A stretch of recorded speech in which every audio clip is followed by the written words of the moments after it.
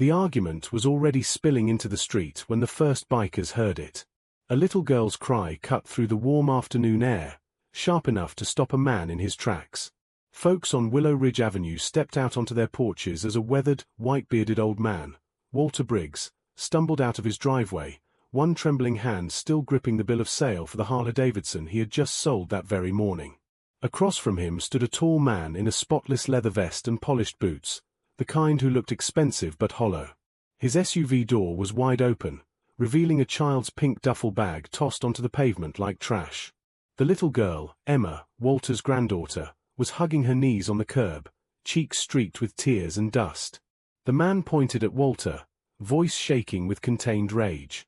"You think selling that rust bucket makes you a hero? You think you can buy your way into decisions that ain't yours?" Walter's voice cracked, but he held himself firm. "She's a child, Mason. She needs stability, not your temper." The man stepped forward, fists curling. "You're not taking her anywhere. She stays with me. I'm her father." People froze. Cars slowed. Even the birds seemed to hold their breath. But then came the unmistakable thunder, deep, rolling, alive. 4 Harley-Davidsons turned onto the street in a tight formation, chrome gleaming in the afternoon sun. Their cuts read Hell's Angels, River County Chapter. At the front rode a broad-shouldered, tattooed man named Rocco Stonehand Maddox, his expression carved from years of hard living and harder choices. He slowed to a crawl as he approached the scene, studying the crying girl, the furious man, and the shaking old grandfather. Something in Walter's haunted eyes made Stonehand kill his engine before the others. The street went silent again. Stonehand dismounted, boots thudding against the pavement. "What's going on here?" he asked, not loud, but enough to ripple through the crowd. Mason scoffed. "None of your damn business. Family matter." Stonehand's gaze dropped to Emma, tiny, trembling, clutching a stuffed bear missing an eye. "Little one," he said softly, "you okay?" Emma didn't answer, but she didn't have to. Her silence said everything. Walter looked at the biker with a kind of desperation only a grandfather can feel. "I sold my Harley this morning," he whispered, voice fraying. "Every last dollar, to keep her safe." Stonehand's jaw tightened.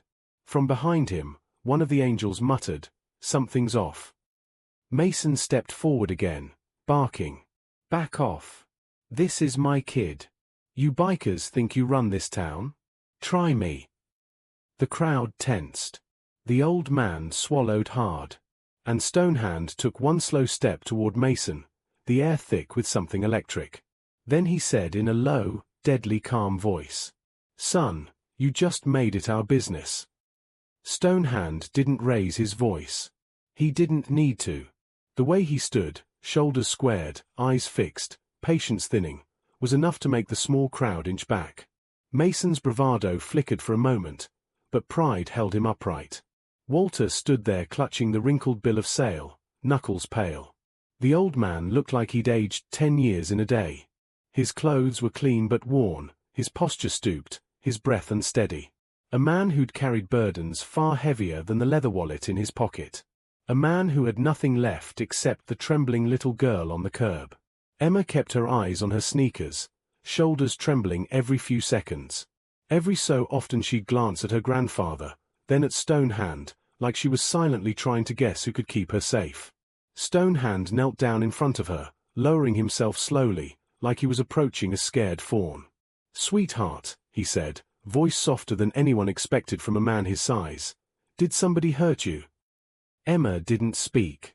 She didn't need to. Her sleeve slipped when she wiped her nose, revealing a faint bruise near her elbow. Stonehand didn't react outwardly, but behind him, the other angels stiffened. One whispered, "Hell no, not again." Walter swallowed, voice cracking. She's been having a tough time. Since her ma passed, Mason hasn't been himself. Money's tight. Stress, it's been rough on him." Stonehand stood back up slowly. "Stress don't put bruises on a child," he said. Mason's face reddened. "You accusing me of something?" Stonehand stared through him. "I'm asking. Big difference. Mason stepped closer until their chests were inches apart. Back off. I'm her father. You don't get to question me. Stonehand didn't move. And that's when Walter's voice cracked again. She was scared to go with him. She begged me to keep her today. That's why I sold the motorcycle. I thought I could hire a lawyer, maybe get custody. I was running out of options. The words hung in the warm air like smoke. Stonehand's eyes narrowed.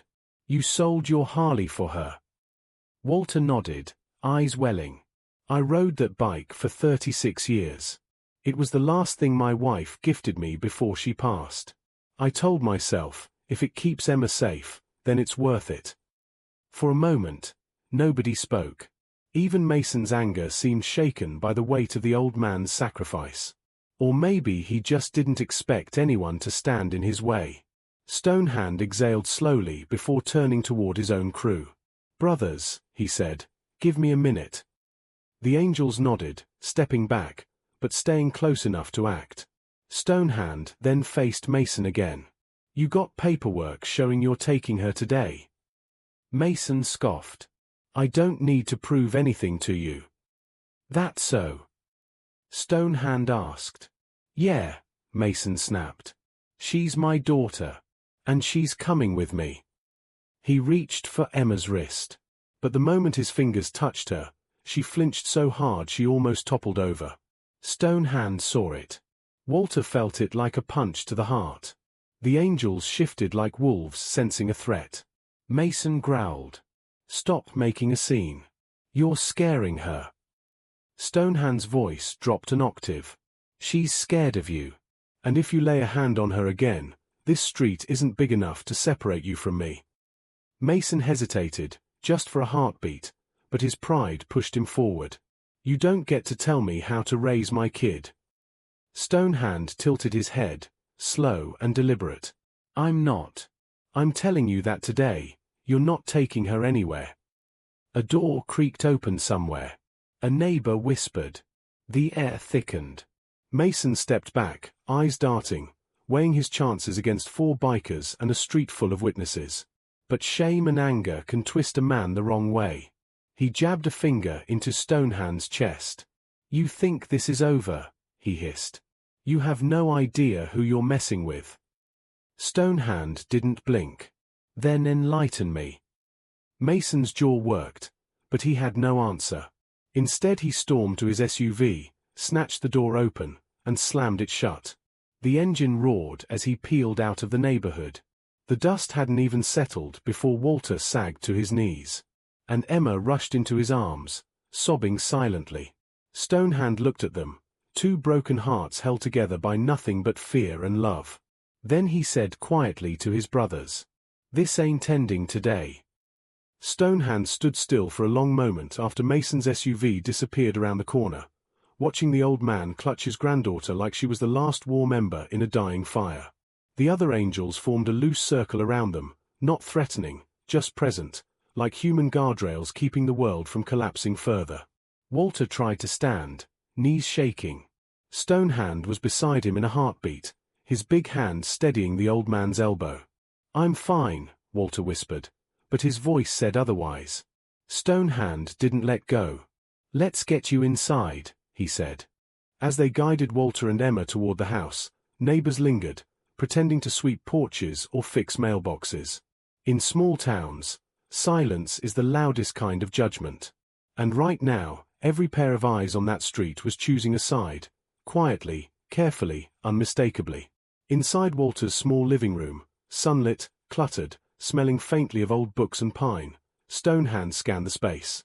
There were framed photos on the mantel, Walter in his younger days beside a shimmering Harley, a woman with soft eyes leaning on his shoulder, a baby Emma in his arms. The house felt like a museum of memories trying not to crumble. Emma sat on the couch, hugging her bear so hard it looked painful. She avoided everyone's eyes. Children know when danger isn't finished. Her silence was a tremor in the room. Walter sank into his armchair. I shouldn't have dragged you boys into this, he said, voice heavy. Stonehand leaned against the doorway, arms folded. You didn't drag us anywhere. We saw what we saw. Walter wiped his face with a trembling hand. I didn't want trouble. I just wanted to keep her safe for one day where she isn't afraid. One of the angels, Razor, pulled a chair closer. Old man, bruises on a kid? That ain't a small problem. That's a powder keg. Walter nodded slowly, eyes wet. Stonehand crouched in front of Emma again.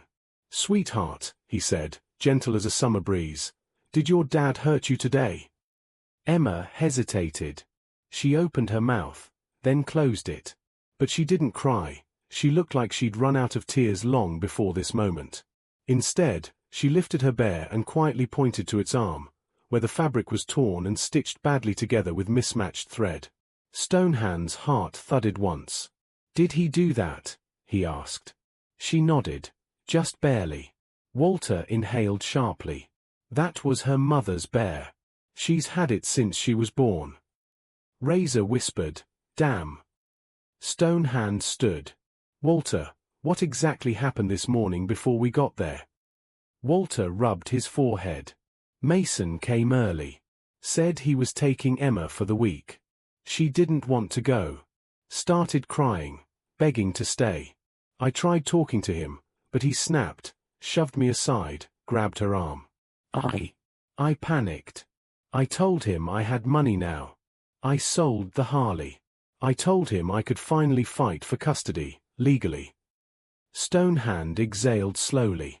And that's when he blew up. Yes, Walter nodded. I thought, maybe if he saw I wasn't helpless anymore. He shook his head. But he didn't calm down. He got worse. The room grew still. Stonehand looked at the old man with a strange softness. You gave up the last piece of your wife, for this girl. Walter's voice wavered. She'd have done the same. And Emma, she's all I have left. Outside, the rumble of an approaching engine cut through the air. Razor sprang to the window. Boss, that's not Mason. A single Harley rolled up, sleek, black, familiar. Stonehand narrowed his eyes. That's my cousin's bike. The engine shut off. A woman dismounted, lean, sharp-featured, wearing a cut with the same chapter patch but a medic's insignia. Her name was Carly Maddox, known as Stitch, the chapter's trauma medic and one of the few people Stonehand trusted with his life. She stepped inside without knocking. Heard through the grapevine you stirred up a hornet's nest. Stonehand tilted his head. You got here fast. I was already nearby, she said, scanning the room until her eyes settled on Emma. Her expression softened instantly. Is this the kid? Emma shrank back, even from the medic's gentle gaze. Carly knelt, keeping her distance so she wouldn't overwhelm the child. Sweetheart, I'm Carly. I fix things. Only if you want me to. Emma hesitated, then rolled up her sleeve. The bruise near her elbow was worse than it had looked outside, dark, fresh, uneven. Walter turned away, shoulders trembling. Carly's jaw clenched. That's a grip bruise. Adult hand. Recent. Stonehand nodded grimly. Carly touched Emma's wrist lightly. You're very brave. May I check your shoulder too? Emma nodded again, slower this time. As Carly worked, Stonehand stepped into the hall with Razor. This is getting ugly, Razor said. And Mason, he's not the type to back off. Stonehand stared out the front window. He'll come back. He was too angry to let it go. Razor nodded. And when he does? Stonehand cracked his knuckles. We'll be here. But before either man could say more, Carly's voice came from the living room, low, urgent, controlled. Stone, you need to see this. He walked in. Carly was holding Emma's other arm gently, revealing a second bruise, fainter, older, and shaped unmistakably like fingers digging in too hard. She looked up at Stonehand, eyes burning with fury. This wasn't one bad day, she said. This was happening for a while. Walter sank deeper into his chair, face breaking. That man is not walking away with her again, Stonehand said quietly. Carly looked toward the window. Good, because we might not have long. Stonehand frowned. What do you mean? Carly pointed outside. A black SUV was turning onto the street again, only this time, it wasn't Mason driving. It was someone worse. The SUV rolled in slow, too slow, like a predator measuring the distance between itself and its prey. The shiny black grille reflected the quiet houses, the trimmed hedges, the sunlit porches, but somehow its presence made the whole street feel smaller, colder. Stonehand's eyes narrowed. That's not Mason's driving, he murmured. Walter stiffened. Then who? The SUV eased to a stop directly across from the house. The engine stayed running. A moment passed, long enough to freeze breath in the room, before the driver's door opened. A man stepped out. Tall, broad, clean-cut in a way that suggested money and anger lived in the same place inside him. His button-down shirt was expensive, sleeves rolled up to reveal gym-earned forearms and a gold watch too heavy for sincerity. He didn't wear leather. He didn't need to. There was something steely in the way he moved, controlled, cold, calculating. Carly whispered, "Who the hell is that?" Walter's voice cracked. "That's Mason's older brother. Darren." Stonehand's jaw clenched. Darren Brooks. The contractor. The one with political friends. Walter nodded. He's got pull in the county. Judges know him. Deputies respect him. He's the one Mason always threatens people with. Carly muttered, "Damn." So the storm escalated. Darren looked at the house for a long, quiet moment. Then he shut his door with deliberate calm, straightened his sleeves, and walked up the driveway like a man who expected the ground to part for him. Stonehand didn't wait for the knock. He opened the door himself and stepped outside. He blocked the entry, filling the porch like a wall of leather and scars. Darren smiled, but it wasn't friendly. "Afternoon," he said. "You must be the leader of the little motorcycle fan club." Stonehand's eyes stayed flat. "State your business." Darren's gaze flicked past him, into the house. "I'm here for my niece." "No," Stonehand replied simply. Darren arched a brow. That wasn't a question. Inside, Carly ushered Emma gently behind Walter. Razor subtly positioned himself near the hallway, just close enough to intervene, far enough not to escalate unless pushed. Darren clasped his hands behind his back, assuming the posture of a man used to giving orders. "Let's be civil. My brother called me. He said a gang of bikers threatened him and kidnapped his daughter. That's a serious claim." Stonehand didn't flinch. "Nobody kidnapped anyone." "Then why is she here?" Darren asked. Stonehand stepped closer, making Darren lift his chin to maintain eye contact. "Because she's scared of her father. Because she's hurt. Because she doesn't want to go with him." Darren smirked, like he'd seen this all before in boardrooms and council meetings. Children cry. Children bruise. They trip. They fall. You bikers think you're knights, but you're just impulsive men who act before you think. Stonehand's voice came out low. "You see the bruise on her arm." Darren shrugged. "Kid's roughhouse." Stonehand leaned in. "You see the other bruise under her shirt." Darren didn't blink. "My brother's word against yours." "And hers," Stonehand said. Darren's gaze cooled. "Kids say things." The two men locked eyes. Stonehand had stared down high-strung enforcers and violent drunks. He'd stared down death in alleys and deserts. But Darren? Darren was a different breed, dangerous not because he was violent, but because he could smile while handing someone a sentence they didn't deserve. He spoke softly. "Step aside, mister." Stonehand. Darren smirked. "I see why they call you that. But today, step aside. I'm here to take my niece home." "No," Stonehand repeated. Darren finally lost the smile. "You think a patched biker outweighs a parent's legal right?" Stonehand didn't blink. "You lay a finger on that kid, and the legal right becomes irrelevant. Darren's jaw flexed. Walter finally stepped onto the porch, voice shaking but clear. "Darren, please. She's scared. She needs time. You can't force her." Darren looked at Walter like he was a tired employee late for work. "You're old, Walt. And you're emotional. That bike was the last thing tying you to your daughter, wasn't it? You sold it. For what? A case you can't win." Walter swallowed. "I'll fight anyway."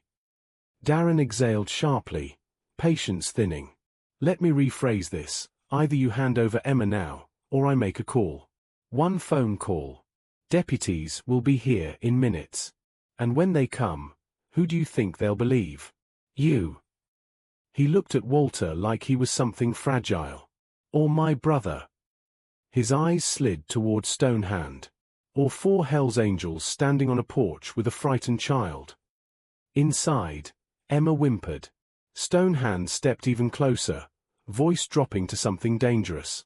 "If deputies are coming, then so am I. And when they ask who laid hands on that girl." Darren cut him off, eyes glinting. "You think I'm scared of you?" Stonehand leaned in. "You should be scared of what happens if you don't walk away." But Darren wasn't easily intimidated. He reached into his pocket, not fast, not threatening, just controlled. Stonehand's crew tensed. Darren pulled out his phone. "One call," he said coldly. "I will bury this whole street in paperwork."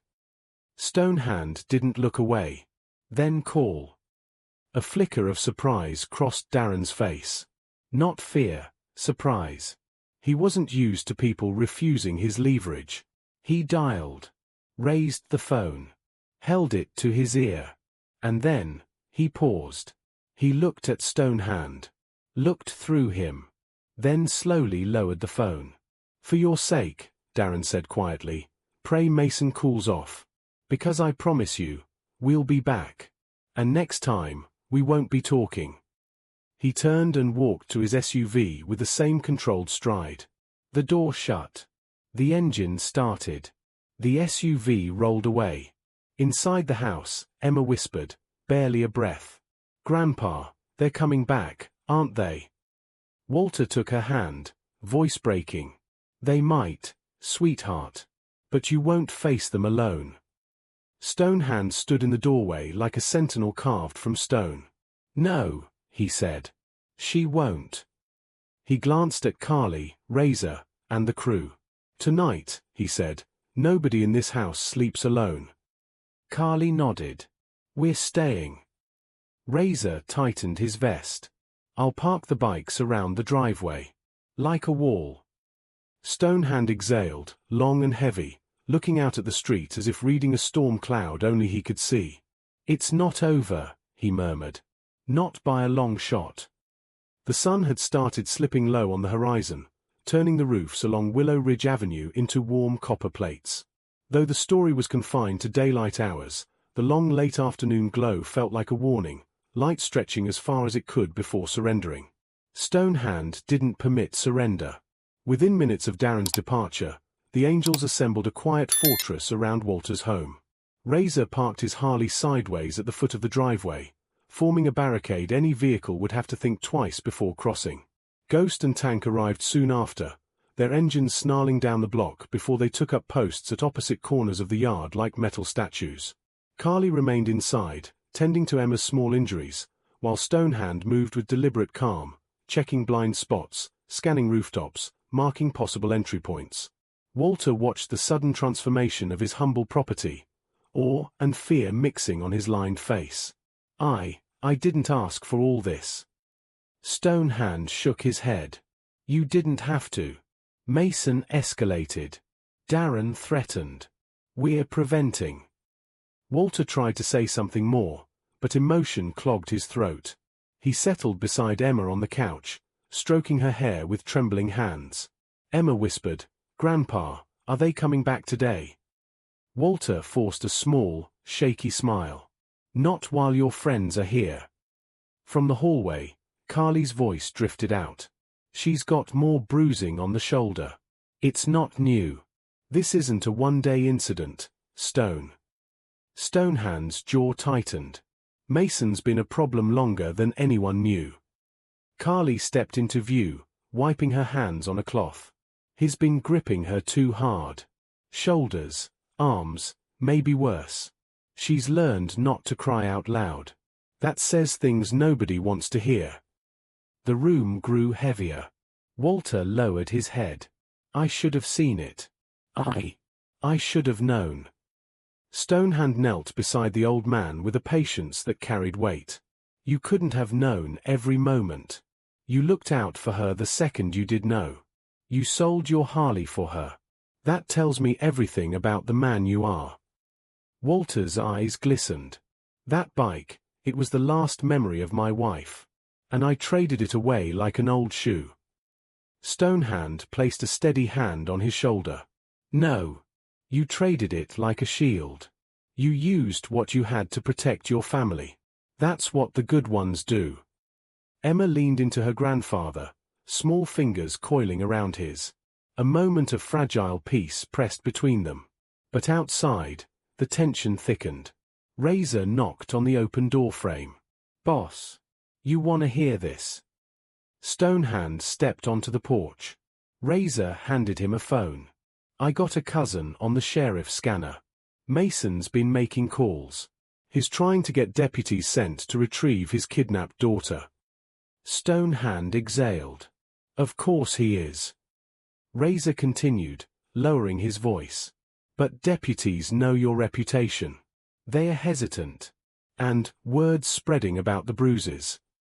Stonehand processed this. Good. The more doubt on Mason's side, the better. But, Razor added, there's more. Mason's not waiting on deputies. He's calling in favors. His brother's buddies. Contractors.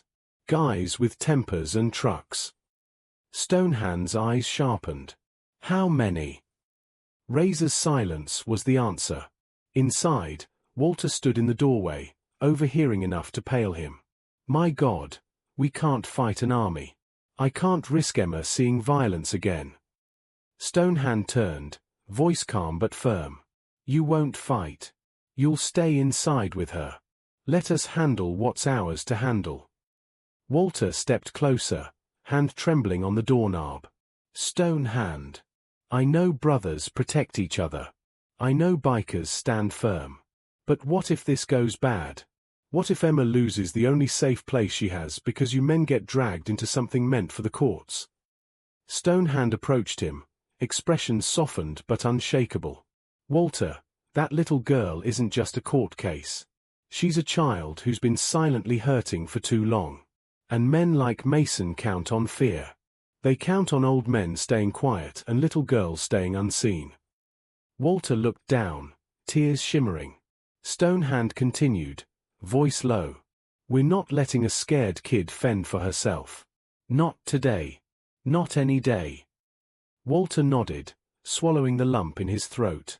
Inside the house, Emma peeked through the curtains at the formation of Harleys glowing under the afternoon sun.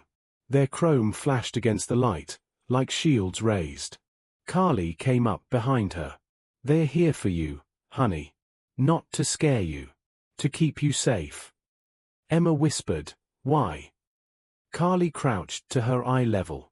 Because sometimes the world gives you people you didn't expect. And those people choose you. Stonehand stepped back inside. Walter. Emma, listen carefully. He crouched so he could meet Emma's eyes. I need you to know something important. No matter who shows up today, your dad, Darren, some loud men with loud opinions, none of them are taking you without a fight. Not from your grandpa. Not from us. Emma's lip quivered. Will there be yelling? Maybe, Stonehand admitted. But you won't hear it. Carly will take you to the back room. Music on. Door closed. Emma swallowed. Okay. Walter placed his hand over hers. We'll be together. I won't leave your side. Stonehand glanced at Carly. Stitch, you stay inside with them. She nodded. Outside, Tank strode onto the porch, tattoos glowing under the waning light. "Boss," he said quietly. "We've got movement." "How many?" Stonehand asked. Tank's eyes slid over the street, where 3 unfamiliar pickup trucks were creeping toward the house. Slow, deliberate, like the earlier SUV. 3 trucks. Maybe 8. 10 men. They're not deputies. Stonehand squared his shoulders, breath steady. Then they're here to intimidate. Razor cracked his knuckles. Wrong street for that. Stonehand stepped off the porch, boots heavy on the driveway. The angels formed a silent row behind him, Harleys gleaming, men unmoving, the afternoon sun casting long shadows that stretched across the pavement like a warning. Walter watched from inside, heart thundering. Emma clutched his sleeve tighter. Carly closed the curtains softly, but not before she saw it. The moment the trucks rolled to a stop, doors swinging open, and men stepping out with grim faces and clenched fists. Stonehand whispered to himself, just loud enough for Razor and Tank to hear. "All right, then. If they want a line, let's draw it." For a moment, no one spoke. Not a single boot shifted. Not a single engine rumbled. The street, the same loud, chaotic, oil-soaked street that had seen decades of fights, burnouts, and drunken arguments, stood frozen like a photograph. Because there, at the center of it all, Hank was slowly taking his granddaughter by the hand, guiding her through the wall of roaring Harleys like she was royalty. Riders stepped back as if an invisible force pushed them. Chrome reflected her tiny sneakers. Leather vests towered over her like cliffs. But not one biker moved until she passed, out of respect for the man who once sold his soul on 2 wheels for her happiness. Hank stopped in the middle of the road and raised his chin. "Boys," he said, voice scraping with emotion, "you don't owe me anything. But you gave her back a safe life. You gave me back my pride. And I won't forget it." Tank stepped forward, eyes shining despite the tattoos and scars. "Your family, old man. That girl." He nodded at Lily. "She's ours now too." Engines fired one by one, short, sharp bursts echoing through the street like salutes. Neighbors opened windows. Dogs barked. Even the shopkeepers who hated motorcycle noise watched in stunned silence. Because this wasn't chaos. This was honor. This was a grandfather's love echoing through an army of steel and leather. And as Lily wrapped her arms around Hank's waist, whispering, "Thank you, Grandpa," the whole street finally understood why the old man had given up the machine he loved more than his own heartbeat. He hadn't lost anything. He'd gained everything. The street slowly returned to its normal rhythm, but the echoes of that afternoon lingered in the hearts of everyone who witnessed it.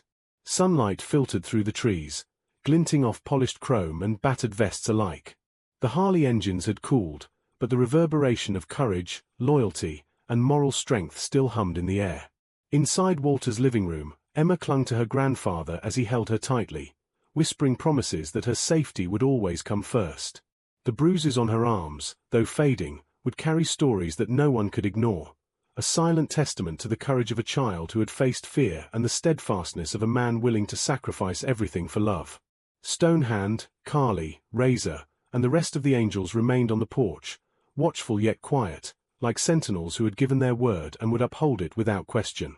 There was no boasting, no celebration, just the heavy, satisfied silence of men who had acted with honor when it mattered most. Darren and Mason, aware that their intimidation had failed, had retreated. The knowledge that these streets were no longer theirs to manipulate sank into their bones. For the first time, Walter felt the true weight of his sacrifice. Not just the Harley sold, not just the confrontation endured, but the preservation of innocence and the restoration of trust in a world that often seemed cruel. The little girl finally looked up at her grandfather, eyes glistening but steady, and whispered, "Grandpa, you didn't just save me. You saved my life." Walter smiled through tears, the lines of age and worry softened by relief. "No, sweetheart. You saved me too, by reminding me what truly matters." Stonehand mounted his Harley once more, glancing back at the small family gathered in the warm afternoon light. "This street has a heart," he said quietly. "Don't let anyone tell you otherwise." As the angels rode off, the neighborhood resumed its quiet rhythm, but Willow Ridge Avenue had changed forever. People would remember the old man who sold his beloved Harley, the bikers who answered a silent call of justice, and a little girl who found safety not through law alone, but through courage, love, and unwavering moral strength. Sometimes, true strength isn't about power or wealth, it's about the choices we make when no one is watching. A grandfather's love can move mountains. A small act of courage can ignite loyalty and justice in those around us.